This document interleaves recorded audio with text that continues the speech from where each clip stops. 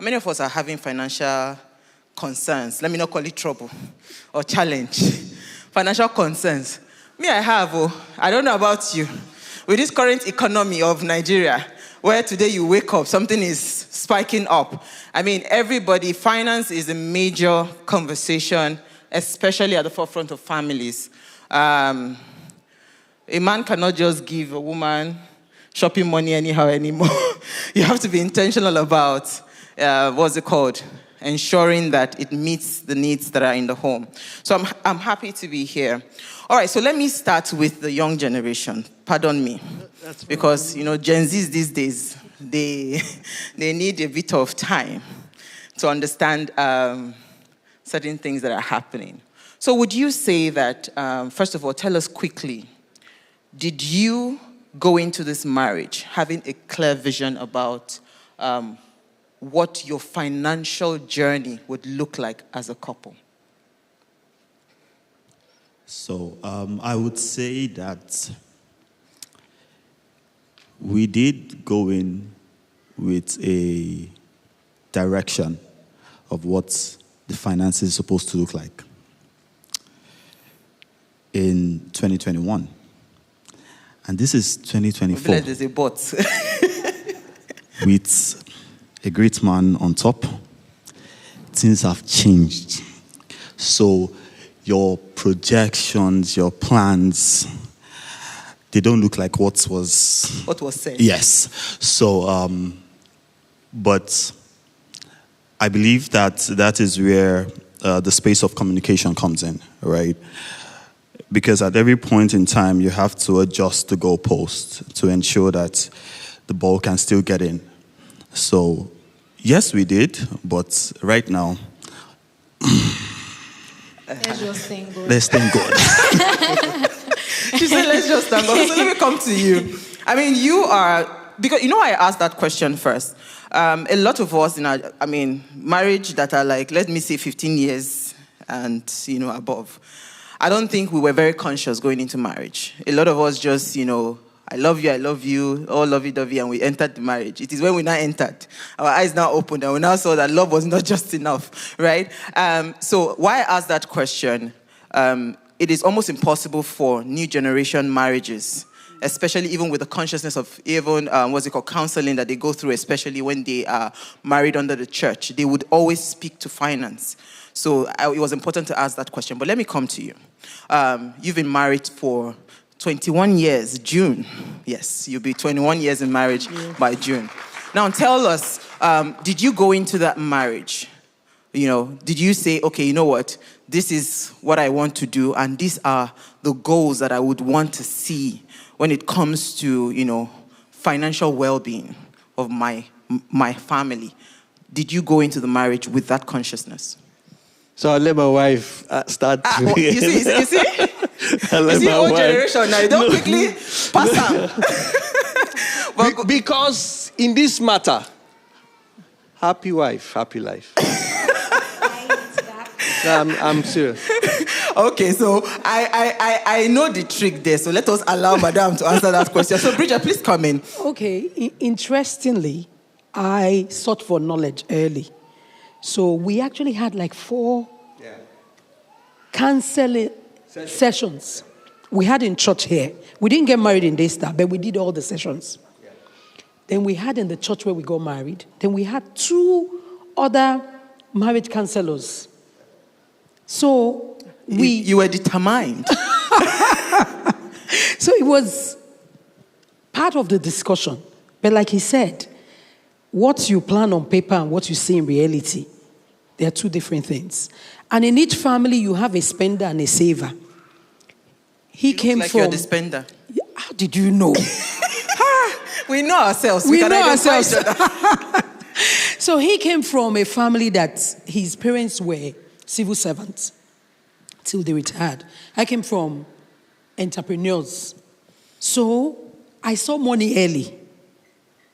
So it was a different ball game having to, till today, we still call my husband the spreadsheet guy because he has a spreadsheet for everything. I will budget after I've spent the money. He will budget before the money even comes. We still have that discussion. So it was, yes, we had knowledge, but it was different when we got married. So we're still, how will I say it now? Managing the process. But at least we've not fought openly over money. We've not had that issue where his money is his money, my money is my money. It's our money and we're spending it. Sometimes I feel his money is our money, but I'm limited. Sometimes. But the truth is, he has always been open with his finance. And I am also open with my finance. If I have, he knows I have. If I don't have, he knows I don't have. But the truth is, he's the saver. So tell them how I frustrate you sometimes. It then helps you have a balance in the home. Let me come to you, Yes. Tunde, because again, I just came back from Kaduna. My parents turned 40 years in marriage. Oh, wow. So Congratulations. they went to do marriage renewal. So, I mean, everybody that knows my mother, they know that she's the fire. My father is the... And so everybody kept on saying, this man is a patient man. You know, we know that the fact that you have been able to stay with this man for 40 years, it is you know, so we give it to you. I mean, hearing her speak, right, you are like the stabilizer in the marriage. So when she's about to go overboard with finances and all of that, how have you been able to manage, you know, that synergy to make sure that, you know, I mean, 21 years going down the line and it's still going strong? How have you been able to? What are the things that you intentionally do to ensure? So, thank you very much. We don't take it for granted. I'd like to start by giving a bit of history. So, we met during NYSC in Gombe. Okay. I never looked like this. I'm serious. She still shows me the picture. That what did I give her to eat? That hooked her. Even me, I don't know what I did, really. I lived all my life in Sokoto. She grew up in Benin. I am the fourth of 5 children. She's the first of 8 children. When after NYSC, I went back to Sokoto, but I knew I wasn't supposed to be there, and I came to Lagos. And I knew that I needed to tell her that she needed my wife. I took a one-way trip. One-way trip, not by air or by bus. That's what I could afford at that time. I paid the way trip to Benin to go and ask her for a hand in marriage. That day, I now got to know later on that a competitor came that day also to ask for hand in marriage. Well, she paid my transport back to Lagos. No, I'm serious. I'm trying to paint a picture. Don't despise the day of little beginning. I'm painting a picture, please. I'm serious. Don't despise. So what worked for us was knowledge and practicing the word. These 2 things I just said, very simple. The word indeed works wonders. I will never forget, there was a meeting that Bishop came and he shared, we just had our first baby. And I had in my spirit, I say under God, I say this with all responsibility under God. Give your salary for 6 months. I don't know if you heard what I just said. I heard you. 6 months salary. Yes. I got home and I told my wife, we just had our first child. And I said, this is what the Lord asked us to do. And she said to me, if God said it, go. He said so. God in heaven. Every month, it's easy to clap, but if you are in the process, it's painful. I collect my salary, I drop it in the basket. Very painful. We just had our first child. It was during that process, she just told me, somebody came to the house and gave us, as if the person saw the list of things we wanted. I'm telling you, knowledge plus being a doer of the word is very important. Kept you through. Yes. Okay, so let me come back to Joy and Ikenna, because, I mean, hearing him speak, right? I don't know, like you rightly said, there was a plan in 2021. Now there's a lot of changes that have happened between 2021 and today. Things will always test your faith. You know, things will test you. And, you know, and again, I find that when it comes to finances, the arguments get a lot more heated. Again, it's because of the uncertainty. You're not sure what is happening, right? So how have you been able to maneuver it? And I'll come to Joy. First of all, who is the spender here? Because I've been trying to size you. I've not been able to. Who is the spender? To be fair, I think we are both. There's no spender, to be fair. I think so. Ikena, it is looking like you. Like I don't know. If he doesn't think so, if he doesn't think so, I'd like to know. But I don't think that there's, some couples have like an extreme. I don't think we are those people. So, and I would explain. Before we got married, I mean, everyone that has visited us knows that once you enter our house, you see our constitution is just by the door. And our constitution is broken down into different areas. Finance is one of them. And one of the things I like the most in our finance section is, one, we are masters of money. Money doesn't control us in this home. The second one is that we separate our needs from our wants. And we are charitable. Now, whenever anybody is going offline, Oga, sister, we separate our needs from our wants. So this particular thing, is this a need or needing it? Is it a want? If you say it's a need, we know what to do. If it's a want, Joy, I know you want this particular thing now. To be fair, I'm always the one wanting things anyway. So the truth has been revealed. but then... You see, that was when he was quiet. I saw it. No, I read your body language. But then, so apart from being like, the Bible says this... I like to be very practical. And then the Constitution is like our binding agreement. Nobody wrote it individually. We both sat down to write. So when push comes to shove, we just say, hey, madam, we wrote this thing down together. So I think that's one of the things that's really helped us in terms of managing conflicts. Of course, there have been times when we've had conflict issues. And I'll give an example. I am someone who, so now I know everything we have to pay for the next 6 months. And in my head, I know when the deadline, I want to pay for those things. I don't know about Timo, but me, I know the deadline, I'm working towards to pay for those things. So when it's getting to that time and it's not happening yet, I'm getting... agitated. Yes, I'm getting very agitated. What's happening? Well, my husband relaxed to the end of the world. He's like, till tomorrow, he's like, come on, it's not the date yet. Anything can happen. So... that has been something that even till now, we still log it out. So there are some things that I'm still saying, hey, Elena's school is September, this one is this, and it's so bad because all our bills are together. So house rent, school fees, everything is like the same, back to back to back to back. So, yeah, there are times when we do that, but the Constitution helps us too. We are open to communicating.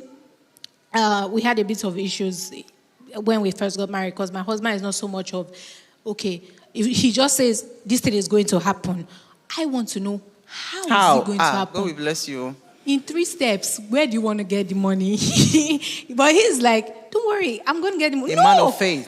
How? So that caused issues, but communication, our Constitution has been very, very helpful. And then, of course, when it gets really bad, we just maybe talk to older couples around us. And it's quite interesting. You wanted to come in, right? Because this thing you've said is a big issue. No.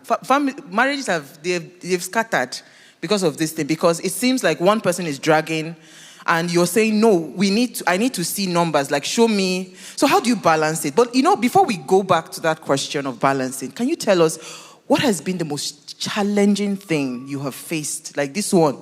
Your faith, your everything was tested, financially, like you thought you would not come out of it, but you were able to overcome it. And how did you overcome that? I'm trying to remember. 20 years, there must be multiple. Yeah, we've had times like Tunde is the instruction guy. I believe in God and I give. But when it comes to instructions with God, so when he says, I don't know how we survived, I know how we survived. Because he's just there to obey. I'm there to now make sure that things happen accordingly. And like I keep telling people, thank God for Lagos people. If I was in Benin with that child, if they come to greet you, maybe they've changed now, Benin people, so sorry. They might give you... They are my people, don't worry. Free. They might give you maybe like... I don't know, maybe it was the God that... They might not give you anything. They might not give you anything, So, but this one, if they come visit, sometimes somebody will come and give 20,000. Sometimes somebody will come and give 10,000. I took a notebook and I started putting down every amount that was given to this child. And we eventually gave tithe on that money, and we gave God, you know how it is, to say, I'm giving this as a seed. Because as at that time, it didn't make sense. Then we didn't have phones like this. I just gave birth. You can't even go and collect your money because you won't even see a lot. It wasn't, GSM just came about that time.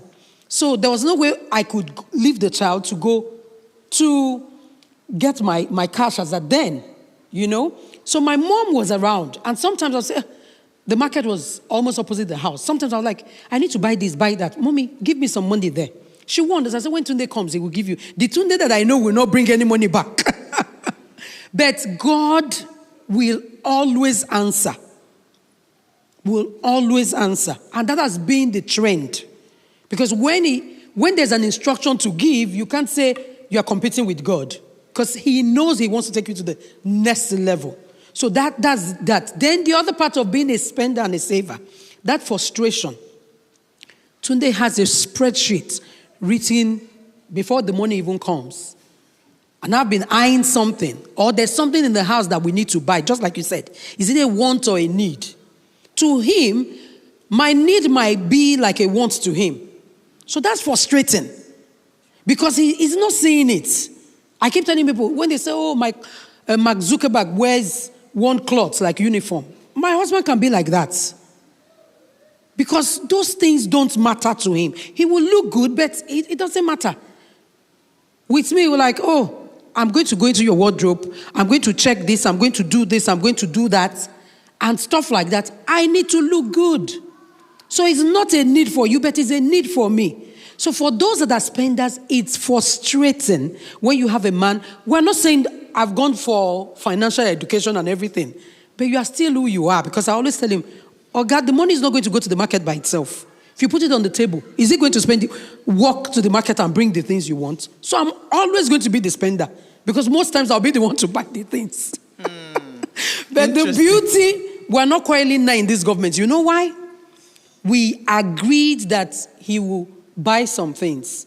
So right now, when people say, oh, things have doubled in the market, things have done this, I don't do the shopping. My darling. Oh my God. He does the shopping. Just go. So go. Bring the things home. Whatever you buy. When the reality dawns on you. Oh, please. I think that's the best way to give yourself. That's the best. Yeah. He does. It's the smartest thing to do. He does those groceries. What happened was during COVID, my wife she's if you know my wife, she's energized by people. So I said to her, if I allow my wife to go to the market during COVID, she will hug everybody in the shop. She will greet everybody, ask for your mother, your grandmother, your sister. So I said, don't worry, I will do it for you. And just allowed it to continue with that. Since COVID. Yes. All right, so, I mean... So I want to tell a little story to understand the complication of this spender and saver. And how I got knocked out through knowledge. Through knowledge. Very important, please. So we serve in a particular... to do some things in a particular space. And we did something for some people. And we are in a group, my wife and I. I'm in that group, she's in the group. So they blessed us with 50,000 naira each. So I sent mine to one of our savings accounts. We believe in several accounts, you know. So I sent mine to our savings account. So I was now waiting for my wife's 50,000 to hit the account. I'm still waiting till tomorrow. But where is this now? She said to me, what do you mean? I said, okay. Then I was just thinking about it, and I just read, I remember 2 Corinthians chapter 9. God gives seed to the sower and bread to the eater. And I just thought about it. I don't know, I'm sure God's put in my heart that day. That today you need strength to eat. You need strength after you eat bread so you can sow seed. I don't understand. She needs to send her 50,000, Lord, I don't understand. Today you need to eat bread to give you strength. To sow your seed. So in every house, you need both the saver and the spender. Nice. I think that's a great way Because it's a balance. It created shift for me. I'm sure me myself to take myself for a big outing. Maybe in 3 years, one I will do that. I'm serious. She can take herself out every week. But with that statement, it shifted my perspective. Absolutely. You need both in the house. So you need strength to eat food. You need to eat the bread to get the strength to sow the seed. Yes. Amazing. Yes. I think he deserves another round of applause. I mean, so prioritizing, because when I'm hearing the conversation in the room, I'm hearing prioritizing. How do we decide to say these are the things that we want to place priority on when it comes to finances? Education is one of the things. We've had a lot of fights. We know that the current state of, our education in Nigeria, it's coming. The Lord is helping it, And so especially for you that have children at university age and all of those things, right? How did you decide? What was the financial plan for educating your children? Has it been from when they were babies? Was it, because I've heard people say from the womb, I've been saving, towards the education of the child because they know that, okay, probably they were taking a child abroad. This has also caused a lot of ruckus in marriages. A lot of marriages have scattered because the husband says the children must go to Nigeria. The wife says, no, they have to school abroad. So because of that, it has caused a lot of problem within the marriage. So while you're brewing on that question on how you guys eventually, because you guys have 3 children abroad, right? 2, somewhere, 1 somewhere. You have 3 children abroad. I know it's not an easy feat. we are just starting our own journey. It's not an easy feat. So while you're brewing on that, how did you decide on your daughter's school? Was it part of the financial plan? Because again, these are things that causes a lot of fight within marriages. The man says, no, why would we spend 500,000 for kindergarten? The mother says, no, I want my children to go to a particular kind of school, because in that school I can meet high net worth people and all of those things. I mean, it causes a real issue. How were you able to decide which school your daughter would go? Was it something that was part of the plan? Was it intentional? Or, how did you arrive at that? Okay, so this is where having maybe same values comes in, because excellence is important to me. Primary school is very important in the education of any child. And these are things that I don't shy away from before we even say, oh, let's get married.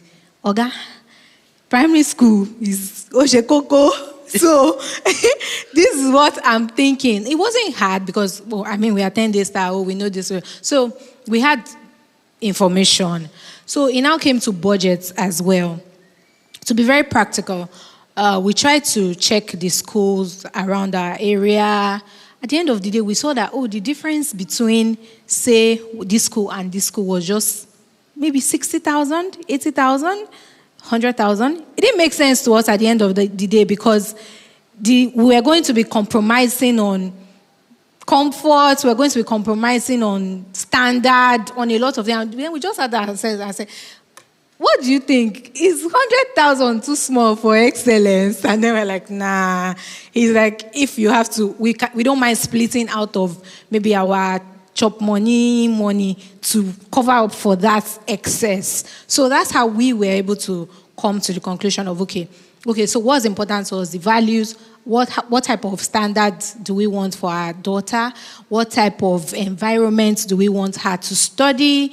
And then, the money is always the last thing, to be honest, for us. The money is, especially when it comes to quality and quality of life, the money is the last thing. The money will come, but firstly, our daughter's well-being and her education is important. Mr. Oz. So I would say one of the very key things in our home is the fact that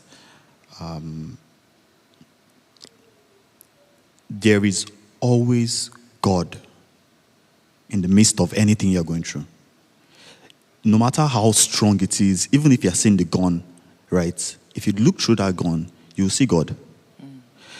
So we have had, just a bit of deviation from this, but just to point this is, we've had situations where we have had to make decisions like on the spot. And then she says, I would wait till the last minute, but and I'm going to say this to every man, be the one to hear God first. Be the one to hear God first, because it's going to go a long way. Sometimes there are some things that are pressing, and she's telling me, we need to do this, and I'm like, yes, we'll do it. And I'll keep a straight face, and she'll be like, oh God, this boy has started again, and I'm like, we'll do it. And then it would now happen, I'm like, we have done it, right? And she'll say, but I'm like, we have done it. Now, getting into this marriage, at least we're not so far off. But I know what I told her when I said, you know what, we're going to get married. And I told her we're going to get married, 7 years ago? Yes. Just when we met. But I know what God told me. So when things like that happen, I go back and I say, hey, bro, okay, you sent me a message. I did not send myself. So my sister used to make a joke about me and say, my daughter will probably be married before you even start thinking of marriage. She's like, oh, maybe you marry like almost 40. But I'm like, when I decided to do it, I said, God, you're the one that sent me this message. Anywhere you don't carry me to, I will say, I won't do it. So, and over time, I have seen God show up. Even when it was like, you are inside the water, forget it, you are gone. And then you see God. So, for things like, deciding on the school, on the values, I just went back to God and I said, bros, Alpha, yeah. So when she said the school, I said, yes, that's the school. She brought up another school. I said, no, the other school. I'm like, we have already made a decision. Can we just stick to that, right? And they said, oh, the phones. I'm like, that's the last thing. For me, that's the last thing that comes to my mind, right? Because I go back and I say... So what you bank on, when I hear you speak, you're banking on the assurance of the word of God that has been spoken to you. Yes. So in the end, the finance doesn't matter. If God said it will manifest. Once he said it, I'll sleep while she's talking, and I'm like, yes, it will happen. And did you hear what Ikena said for the men? And this is really profound, right? It is important that every home, the man actually takes the lead to hear from God. If it is the woman that is always kneeling down praying, honestly speaking, it's going to be a struggle. But when that man decides to say, you know what, for every point in the marriage, I want to hear what God is saying, there's every likelihood that you will be in this corner where you are going to 40 years, 50 years, and all of that. But you have children in the university. Converting Naira. It's not a joke. My darling brother. I'm speaking from experience. We just transferred one 2 days ago. So tell us, right? How did you guys, was there ever a conflict when you were deciding the university the children wanted to go to and all of that? Then how did you plan for it financially, and of course, what did God say about that? Okay, I think we'll come back to church. What I'm saying come back to church is thank God for Daystar. Thank God for Reverend Sam, Pastor Nikki, and the pastors. These goals that we keep saying, set goals. People think it's a joke. If you don't set goals, you will not achieve so much. Because when you set goals, what that does for you, it gives you opportunities. When you see them, because you've written down those goals. So 2015, it was our anniversary, and we were together, and we're like, let's write 10 years goals. We didn't just do 1 year, because every year we will write goals. So we did 10 years, and we wrote the goals. Interestingly, I wanted to probably read it, but the iPad is off now. So we wrote the goals. This is where the children will be in terms of school. Interestingly, the first girl, we wrote it there. She will be schooling in Canada. The second girl, we said Canada or US. The third, because we call him our American souvenir, he's an American. He will go to school in America. So that was what we wrote. We didn't know where the money was coming from. We just wrote those goals and we left it there. So in terms of schools, I will be the one to go look for the schools. And we don't compromise on our values as well. So we will look for the right school. So even when we moved to the island, we were still like, this school is good. It has the kind of values. Because I went around and what I could see for some of the schools I went to then was like the packaging. So I said, I'm not going to this school for myself. Because sometimes people go to school because they want to meet people that will be business partners later. They're not thinking of their child. Please give her a round of applause for They're that. not thinking of their child. I see a lot of parents do this, networking. Yes. You're going to school. Yes, they want to it's not the child you're concerned They're about. not thinking about the child. We were thinking of our children. They had stayed abroad. They came back and somehow things changed. So we got the school that took them in and said, oh, they don't need to worry about this. Because here in Nigeria, 1 year, 2 years old, you are counting to 500 to 1,000, and parents are happy. You don't let this child grow. You don't let this child learn. Playing is learning. So we don't know all of that. And so most times, they don't have any business in school at a certain age. So we already knew that. So we wanted a school that had our same mindset and would let them play and do less of bookwork. And that was the kind of school we got. So even when we left, because of the values of the school, I would still drive all the way from the island to the mainland and drop them in school. Most times I would get there before the other people.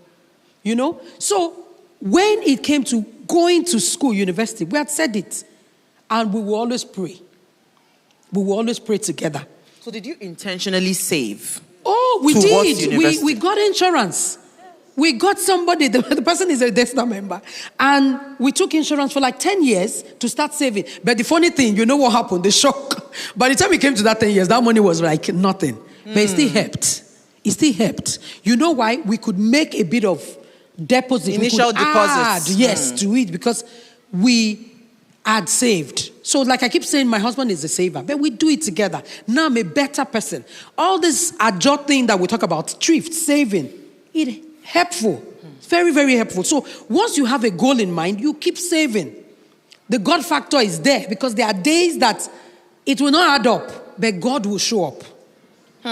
You understand? Absolutely. It will not add up because you don't have it, but God will show up. And thank God for family members because people's dynamics are different. I will always tell people, don't take your child where there's nobody to oversee what he or she is doing, or where the child will be lonely, where things will happen. So we have families where they are. So somehow there's that support as well.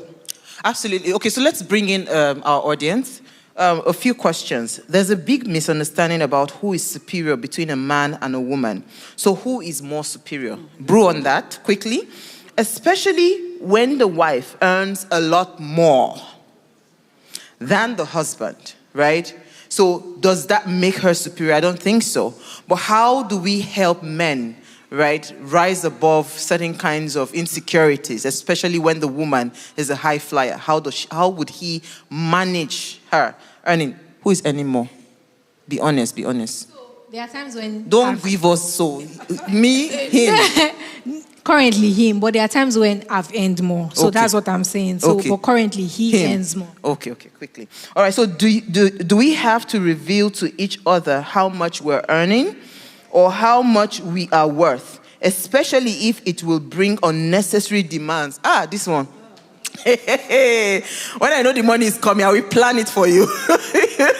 Especially when you know that you have a spendthrift as a wife.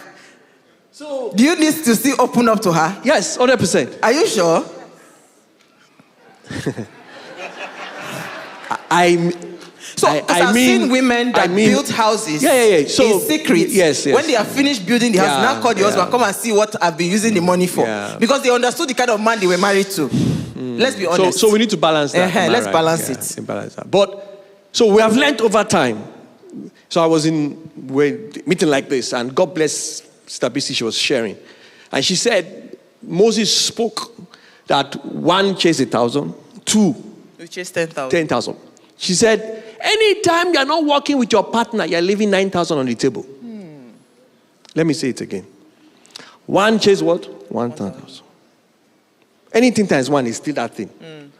This multiplication is really a miracle. So we don't do my money is my money. No. That's the difference. So when she knows that she's earning 50 million and he's earning 1 million, when they know it's not like our own money, no, it changes perspective. That it's both of us. We're a team. Which takes maturity. That's why you shouldn't be an infant or a baby or a stupid human being like a man that doesn't have any accountability and enter marriage. You will be irresponsible. That's what we have. We have a lot of men that are very irresponsible. We have a lot of babies. Yes. So that's the problem, man. So and I'm saying this with all due respect. My wife spoke about trusting God and all that. Very important. But if you are a person of knowledge, you will know that as a home, you mustn't have only one source of income. It's a taboo. It's not godly. So it is a blessing for even the woman to even earn more. For both of you to have multiple sources of income. Absolutely. I mean, many years ago, I listened to a speaker, Olakule Shomire, and he was talking about if every couple can understand this principle, when it comes to earning, you know that there are some things that you should just understand, that there are times and seasons. Yeah. She made mention of it right now, that at times I am earning more. Sometimes it is the husband that is earning more. If you understand that, it gives a bit of balance to how you approach your life. So you're not looking at it that, she's coming to lord over me or something because she's earning more. You are seeing it as a blessing. This is my time to relax. Let me do a mug or two, I think men need to calm down. Honestly speaking, the kind of pressure that you put on yourself, it is not that deep. There is a time that a woman would flourish. She would blossom. I'm in that peak now. I'm in that season now where everything I'm touching, I'm turning it into gold. Yes. You must understand it. Yes. So instead of that time you're fighting me and whatever, no, that's the time for us to make more money. Yes. For us to plan holidays. Yes. So speaking about planning holidays, how do you really intentionally put finance to your intimacy journey? Do you understand? Because my darling, she's getting it. She's getting it. Because we do a lot of things as couple. We forget that we are a couple before the children and all of those things. And we keep drifting apart, right? And for you to enjoy life, trust me, you need money. Don't let anybody deceive you. Because for us to go to a romantic dinner, for a romantic holiday and all of that. So how do you intentionally put finance aside to say, babe, I'm taking you out for dinner. You tell the boo, where are we going to?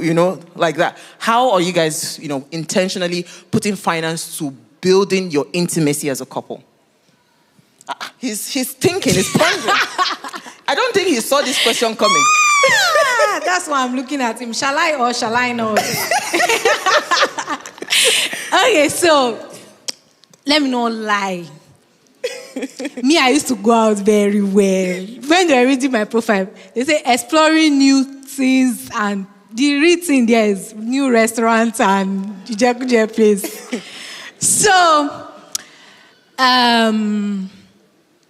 before we got married, I go out. I visit a new restaurant at least once a month if I'm broke.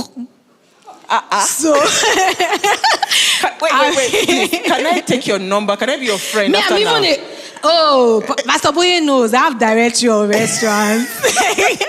So I used to do that, but then my husband is very introverted. Plus,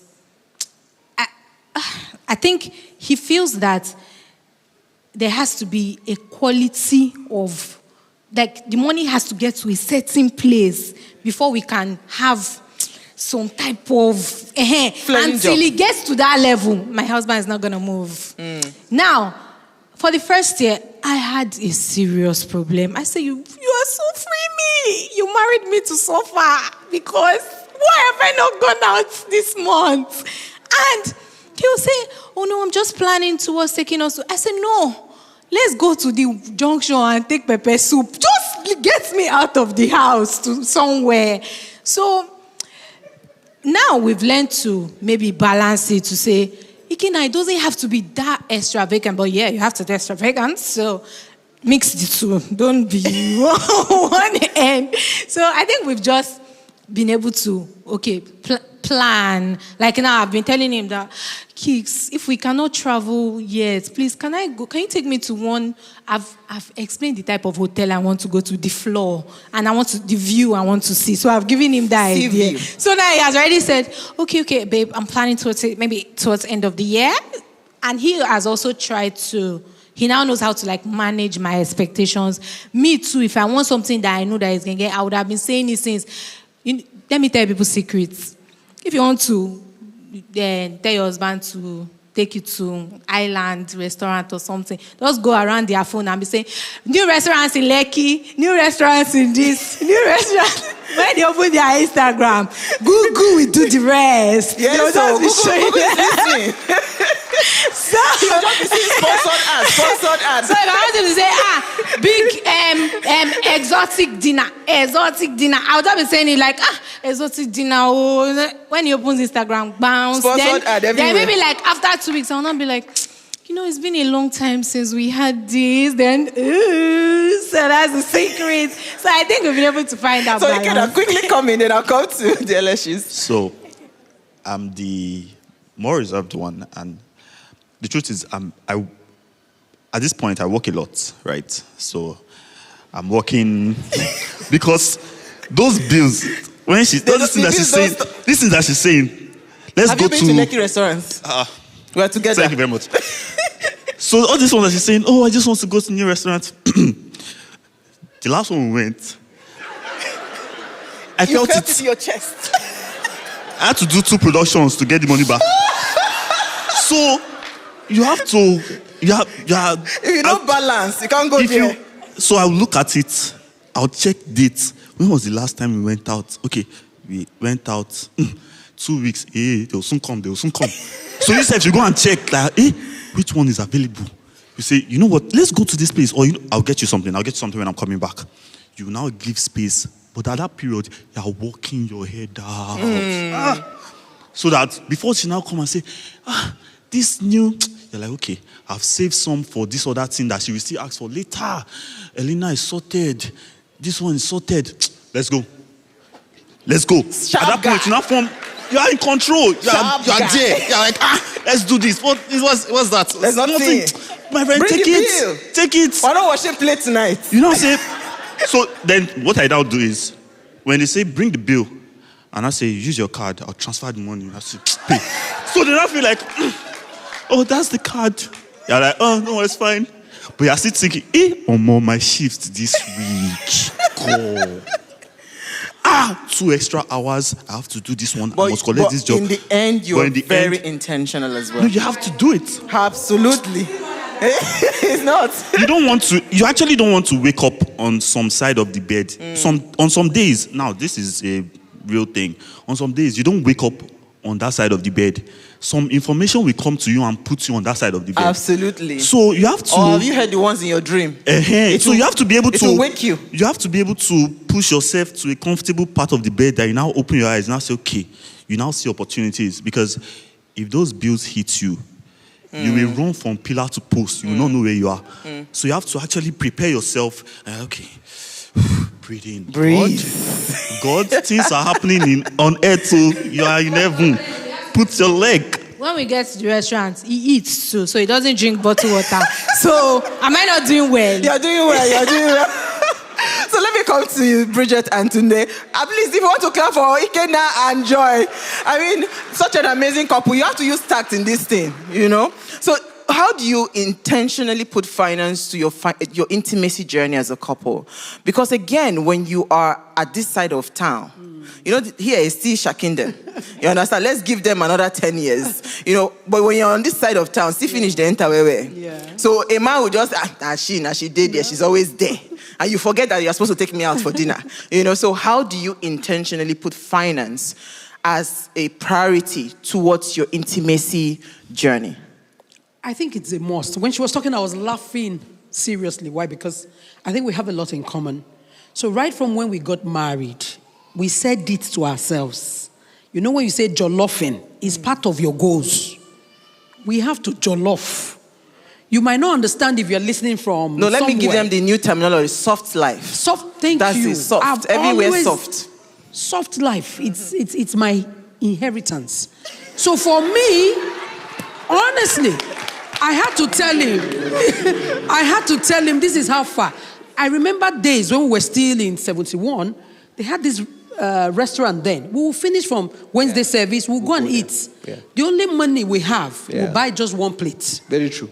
Very true. So my husband will buy for me. It was not even a function of money. No, it wasn't about money. It was about creating an experience. Because the intention has always been to build a relationship. Create an experience that we can look at. And the same thing we've done with our children.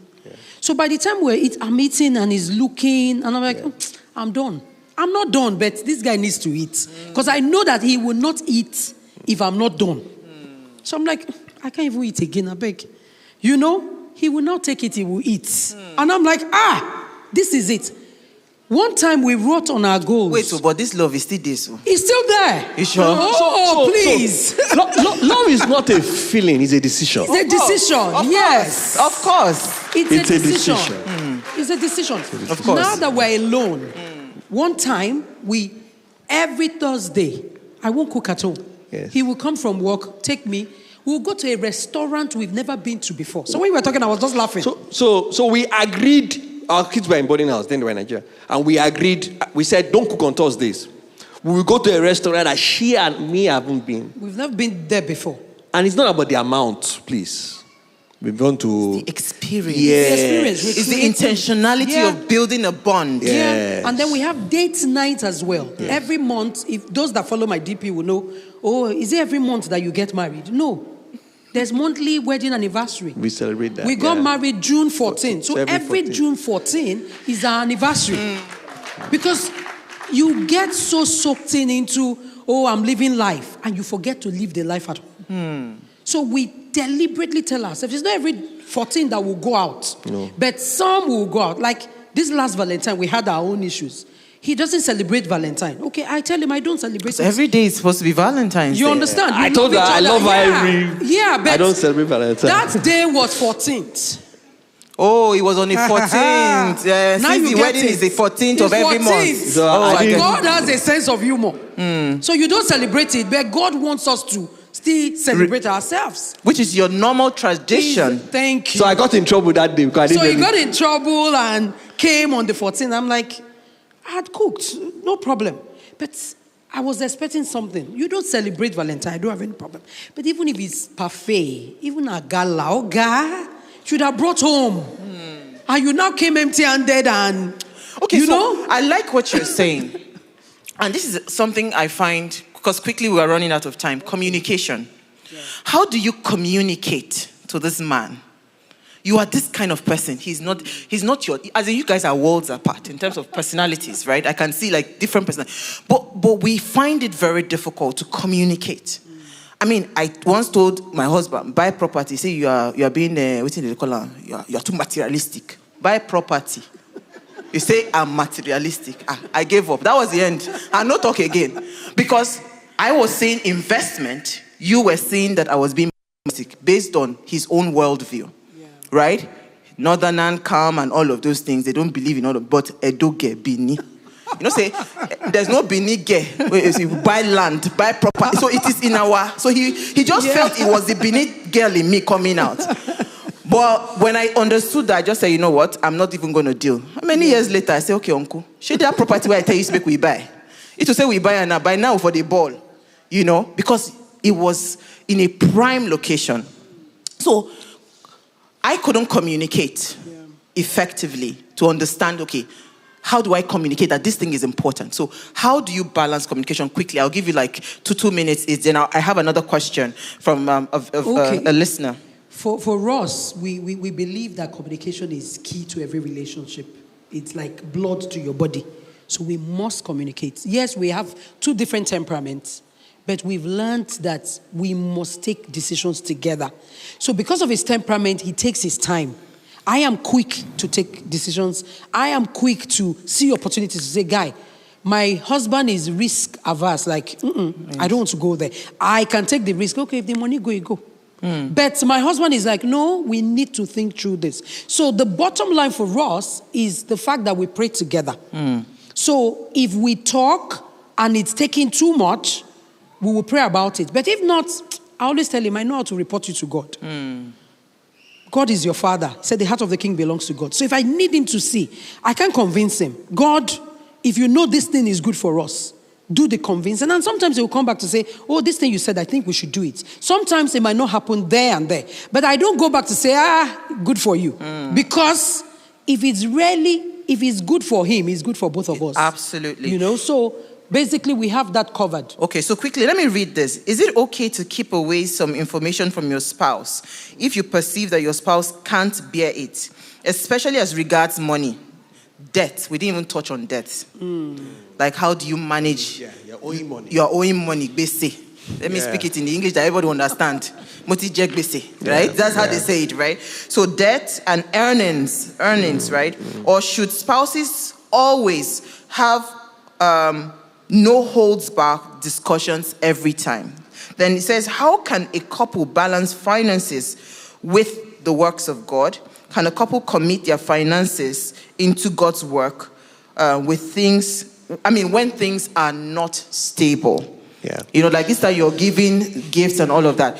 But before you come in, sir, let me quickly hear your thoughts on how you're able to communicate, despite the fact that both of you have different, temperaments, how you're still able to balance that quickly. So one thing I know we do is, at least we're still young, right? But the major thing is we educate each other how we want to be communicated to. So you don't speak to me the way you speak. Want to be spoken to. You speak to any other person. Speak to me the way I want to be spoken to, so that I understand you. And then we don't then go to, oh, that's not what I meant. Oh, that's not what I'm saying. Nah, because there's always tendencies for that.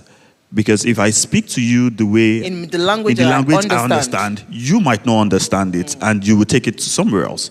So I would say, wait, hold on, this is not what I meant, right? We recently even had an issue like that, and I said, listen, this is not what I meant. This is what I'm trying to communicate. Do you understand? And she says, oh no, that's not it. And I said, okay, so how did you understand it? And then she would give me her own perspective, and then I'll now say, okay, based on what you're saying, right, this is what I meant. Because if I tell you something and then you receive it some type of way, I've not communicated, because what I wanted to tell you, I didn't deliver it. So you need to educate each other how you want to be communicated to, so that you don't just leave things floating, right? That way everybody understands what has to be said. So that's one thing that we ensure we do. Once you say something, do you understand? If you don't, I could throw some more light on it. That way communication is open. Right? So balancing God's work, right? And I want you to also touch quickly on how you are imbibing some of these financial habits to your children. The consciousness of understanding, how to also manage themselves, earnings and finances as well.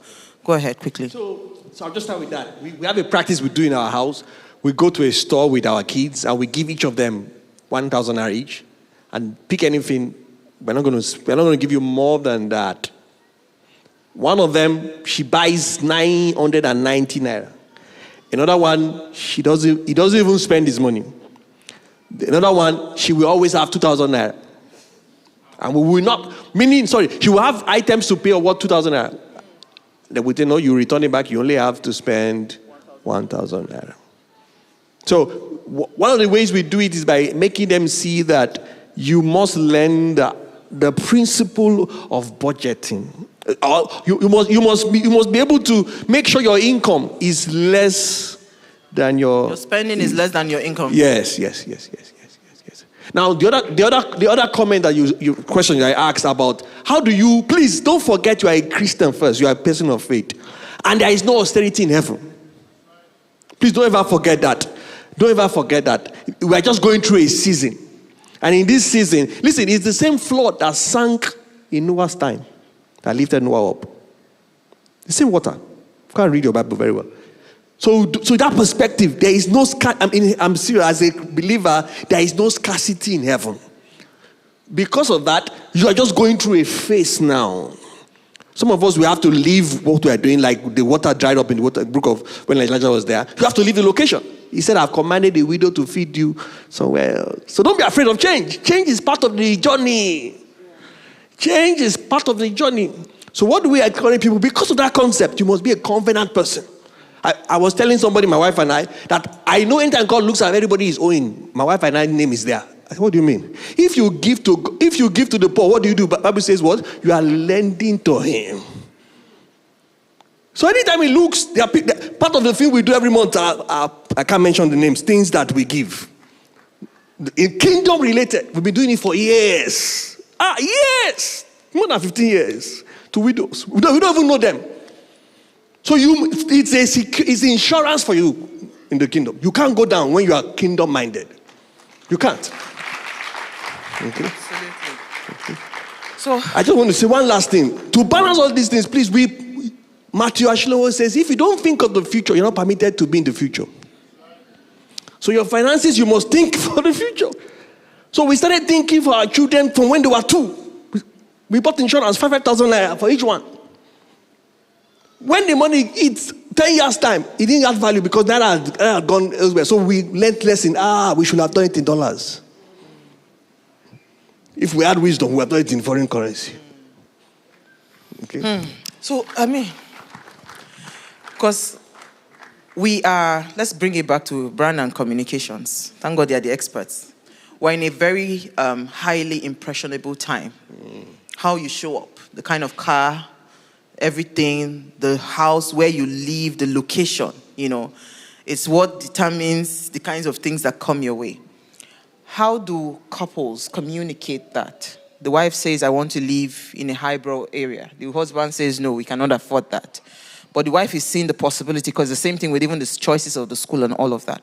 How are you able to balance, to say, you know what, these are things that would help us, even as a couple, to be able to kind of put ourselves at rooms where opportunities will come, because this is what we're seeing. We're in a everything is all well packaged and, projected right now. So how do you balance that? Because again, I hear you, some things, I need a certain kind of car, a certain kind of this, I need to show up in a certain kind of way. How do you balance that? So, for us, the truth is, just like you said, we're in package times. And you see, my generation, we are the packaging. Hallelujah. So, when you are well aware that this guy that is like this, packaging, maybe at home self, nagari, and you know it. So I think it's just putting too much pressure on yourself when you know that everything there is mostly put together, like it's curated. People's lives are curated on the internet. One thing we always tell ourselves is that, see, we are a young couple, number one. We are not doing badly, number two. There are so many couple people. Goals. There are so many people that are in our ages, our age range. He's 3 years older than I am. And there are so many people that are in our age range and they are not even married.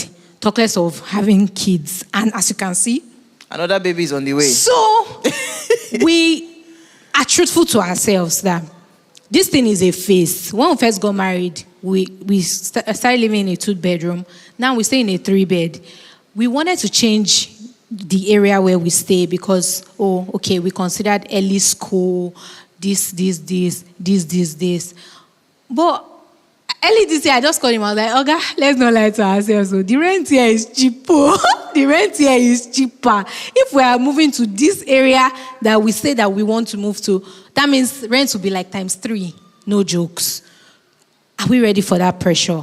I don't think so. So I said, how can we cushion this effect? Okay, so how can we manage this? So we have those realistic conversations. We are very open to ourselves and we tell ourselves the truth. We are young, life is in phases, and where we are today, we are not going to be there in the next 3 years. So what's the long-term game for us? Is it chop life now? Let people say, hey, he can Range Rover. And then when we get home, I'll say, I'll slap you. Where's the money? No, that's not the kind of life we want to live. So we are strong believers of cutting your coat according to your size, and we try as much as possible to take it a step at a time. Awesome. Amazing. So quickly, how do you manage, when you started, there was no internet. Now, you were inside the matter. There's internet, and it has changed the way a lot of things, so Outlook and all of that. How are you balancing that pressure?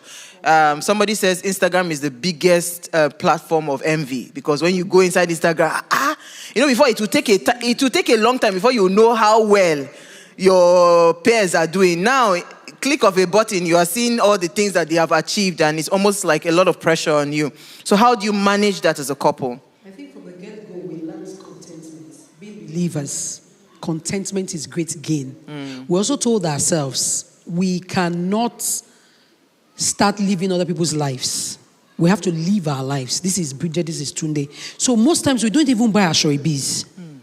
Because, except you are very, very close to us, it's been an habit before we got married, like we told ourselves. Because they want you, tell me the color we will wear. And if we don't have it, we'll show up. What is important is our presence or our present. So it's not you buying and then we'll start thinking, because we have our budget. We will plan our budget. So we're not doing that packaged life. Then in terms of school, we needed the school that we could afford. My husband would till today, we still tell our children, if you cannot afford to pay for this thing 3 times over, don't go there. Don't go there. Because that's how you get into debts. So we try not to do above ourselves, because the people you are living the packaged life for, they don't care about you. So why are you suffering yourself and you come home and you have high blood pressure? So we are not under any pressure. Even in getting a house, the first house we got, we keep telling people, say, mortgage works in Nigeria. They say no. I say no. The first house we got as a result of mortgage and information. So we got it, and it was stressless to an extent. Why? Because we knew what to do. So instead of paying rent to a landlord, we were paying to the bank. Yes, they came with drama, but we were able to get that house because of knowledge. Because we are told ourselves in our goals, by the time we've done 5 years in marriage, we will move to our own property. Now we can tell you different things about it, because that property is actually a liability, not because you are repairing, you are doing things. But when you think of the rent to pay, paying to yourself, it will help you. And even after we finished paying the mortgage, we still kept saving that amount of money to say, let's save. So we have that savings culture. And then we are contented. Absolutely. Contentment is the word there. Thank you so much. Can I add one thing, please? Quickly. Make sure you're a person of values. So for us, our values are spelled lived: love for God, faithfulness, integrity, faithfulness, togetherness, and service. So that will set you like their constitution. You won't go outside the boundary. So quickly, family life at Daystar, you guys are a major part of that. Yes. How have you helped families? What are I know there are numerous testimonies, but if you could pick one, because I really have to run now. When I shared this story of getting mortgage and things like that, we did our first house 5 years. A counselee got their first house within a year. 1 year. Wow. They moved into their house. Within a year, they moved into their own house. Yes. And I can't tell you the plans in terms of looking out for schools, getting involved. So we encourage people. Daystar has a robust, we have one of the best curriculum. Even before people started talking about premarital counseling. I did premarital counseling. No, that's the truth. We have one of the best. I did mine 21 years ago. Pastor Ayo Daniels, they were our counselor. They were our counselor. Yeah. Till date, we are still friends with them. Yeah. They were honest, they told us things. So the things we do today, we can attribute to that premarital counseling. So we're telling people, when you do premarital counseling, what happens to you? Even postmarital, it's like you wearing your life jackets before you enter the water. So when anything comes, you are saved.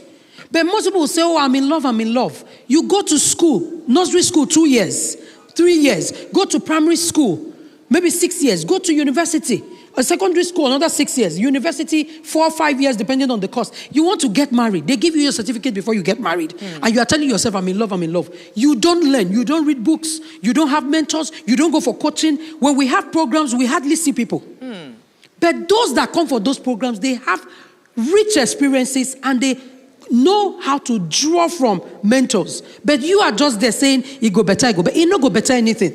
You have to get knowledge. Absolutely. You have to learn. In all you're getting. Where do you find this information desk? Just go to the information desk. Family life at Daystar. And it's not just for premarital. Yes? Postmarital. So I was just going to say that for the people like us that did not do premarital, I hope there's hope for us to do postmarital. We have people that are married in our classes. Yeah. So even after marriage, you say, I didn't do it, I need to. You are not paying for it. If you see me outside Daystar, you maybe will we should pay. start charging, because sometimes Maybe. Nigeria, we don't understand. I tell them all the time, you're not paying for this. Go to the information desk, write it out, and they will give you a counselor that will help you learn and hold you accountable. Absolutely. And some of these financial principles that we've talked about today. It's there. Wow. Okay, so who has really been blessed today?